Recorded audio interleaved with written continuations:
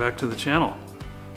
If you tuned in last time, you know we built a little tone cube type monitor. We made ours two-way though, so it's kind of hip and cool. It is a 4-inch two-way made from readily accessible parts. We added an amplifier module that has an analog devices chip in it, a DSP chip. So it's fully programmable.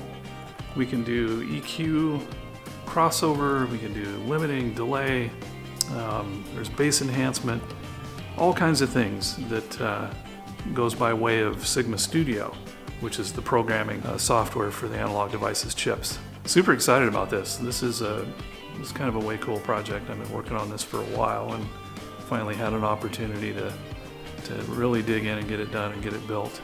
And now we're going to get it tuned.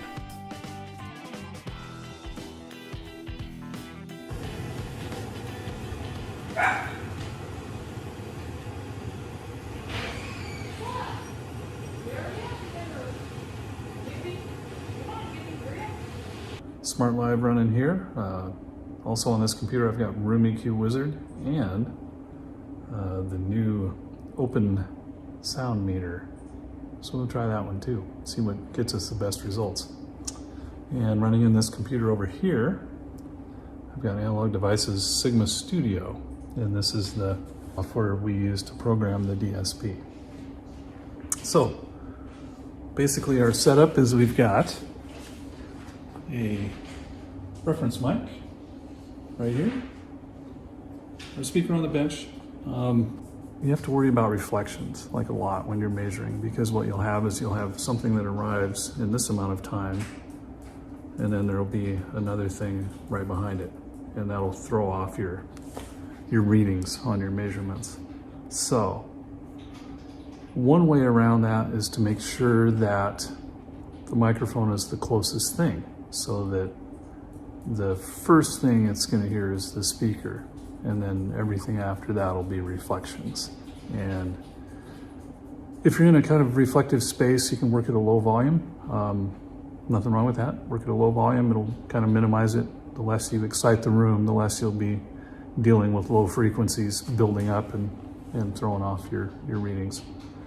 So, and that's kind of how I roll. This room's not treated very well. If it gets critical, I usually try to take it outside on a calm day. That always works good. Anyway, we'll move on. We'll throw in some pink noise, and from there we'll start taking some initial measurements and figuring out where we want the crossover to be.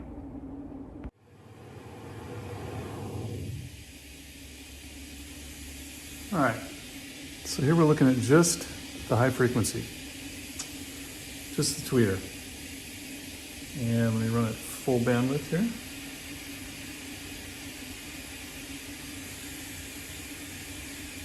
You see that about 2K is about all it wants to do. That's as low as it wants to go.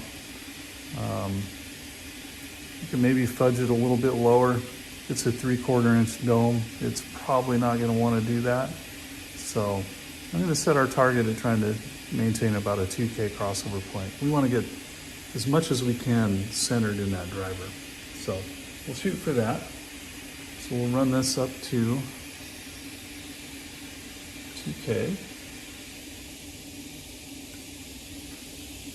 See what it looks like on our graph. Doesn't look too bad. All right, so from here, kick that off. Let's make sure our low frequency driver is going to get us to where we need to be. Make sure it's going to get us to 2K as well. It easily will. It's got a funky spike up around 8K, which is crazy. Is what it is. We'll filter that out. So we're going to get rid of all of this. And we want this driver to just work up to about 2K.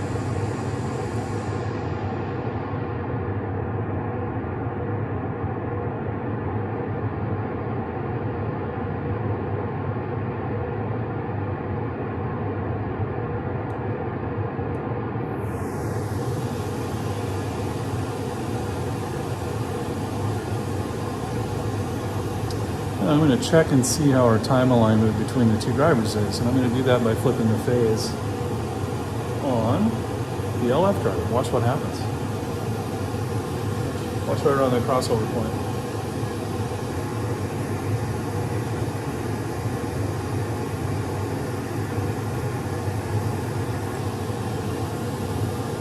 So it's basically telling us that it prefers being in phase. So our time alignment's probably pretty good.